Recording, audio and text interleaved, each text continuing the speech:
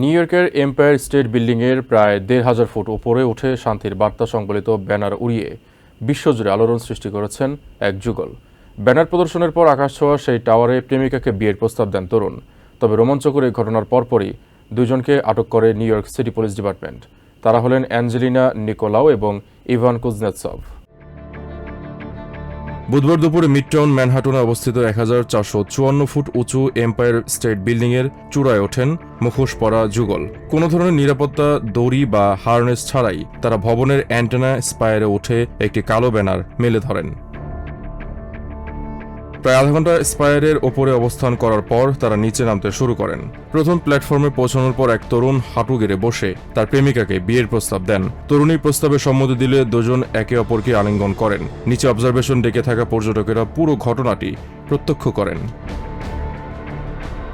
ঘটনার খবর পেয়ে এনওয়াইপিডির সদস্যরা ভবনের ওপরের অংশে উঠে তাদের নিরাপদে নিচে নামিয়ে আনেন। পুলিশের বডি ক্যামেরার ভিডিওতে দেখা যায় আটক হওয়ার সময় তারা কোনো প্রতিরোধ করেননি।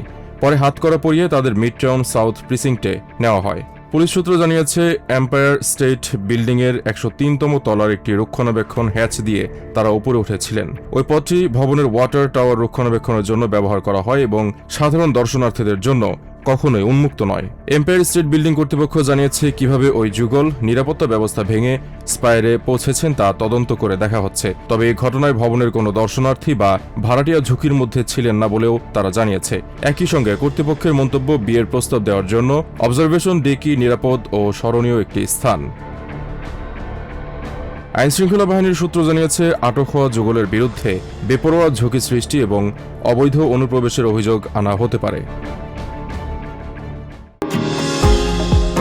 নিউ ইয়র্ক থেকে সম্প্রচারিত TVN24 টেলিভিশন বিশ্বজুড়ে বাঙালির কণ্ঠস্বর।